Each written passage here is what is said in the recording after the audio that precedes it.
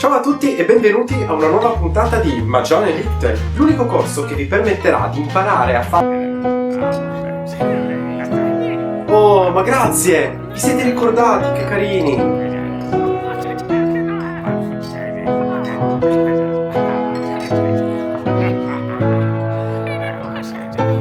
Abbiamo finito? Allora sai che c'è? Sai che c'è? Per una volta che volevo parlare del Natale, dei buoni sentimenti, no, cambio idea, basta, oggi parliamo del tempo. Sì, così vi passa la voglia di scherzare.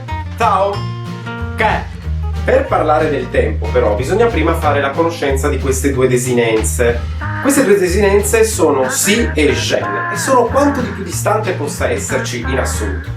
Si risponde alla domanda quando e indica il momento esatto in cui si verifica un'azione oppure l'epoca in cui questa azione viene a manifestarsi. Gen invece risponde alla domanda per quanto tempo oppure in quale periodo di tempo ed indica la durata lungo la quale questa azione si verifica.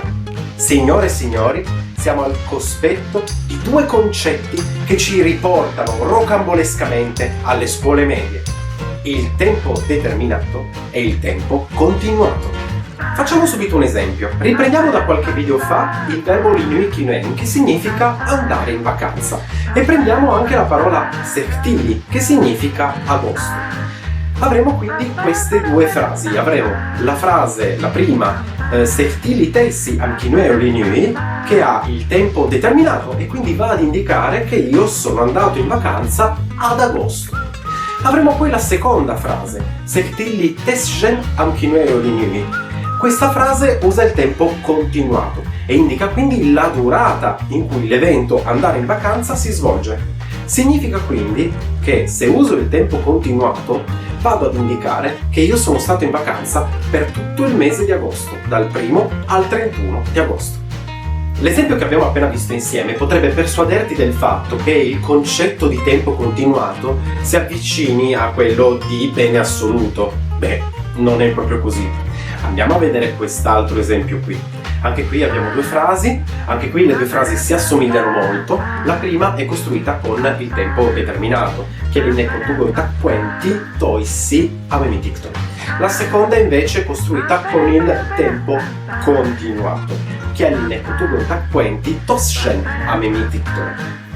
Come tradurrò la frase "io sono nato nel 1985"? Beh, prova a dare tu la risposta. Pronto? Via!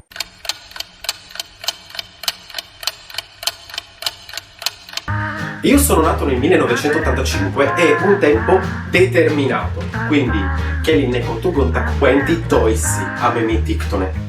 Se io avessi usato la frase con il tempo continuato, invece, avrei indicato che mia madre è entrata in travaglio il 1 di gennaio del 1985 per terminare il travaglio il 31 dicembre dello stesso anno. Magari anche no, poverina. Ciao mamma. Ci sono tuttavia delle situazioni in cui la differenza tra tempo determinato e tempo continuato è una questione di sfumature.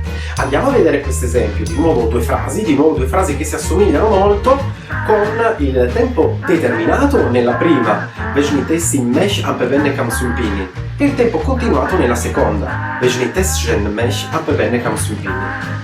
Quindi, come andrò a tradurre la frase "dopo l'esame siamo andati a bere tutti insieme"? Prova a pensarci, vediamo se indovini. Pronto? Via!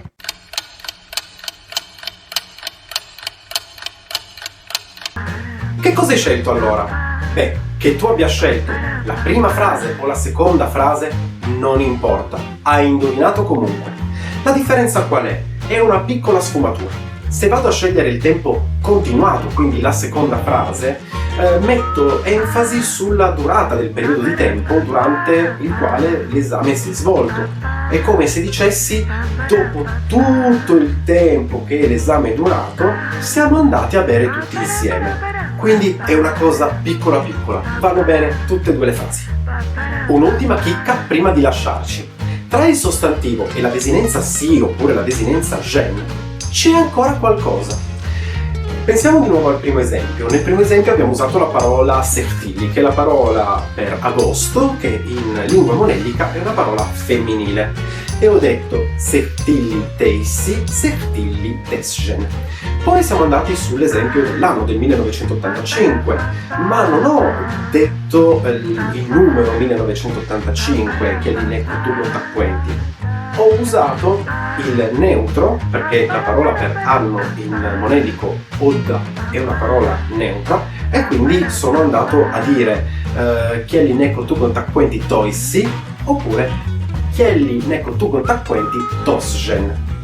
Infine abbiamo avuto un ultimo esempio, quello dell'esame, e anche qui una parola femminile, vejni, come nel primo esempio, infatti ho detto vejni teissi e vejni tesgen. Quindi abbiamo questi tei, tes, toi, tos. Signore e signori, diamo il benvenuto al caso dativo e al caso genitivo. Ce ne occuperemo più approfonditamente nei prossimi video. Anche per oggi abbiamo concluso. Vi auguro dal più profondo del mio cuore un felice Natale, Kalisht Jishperme, e un felice anno nuovo, Kalisht New Udamio.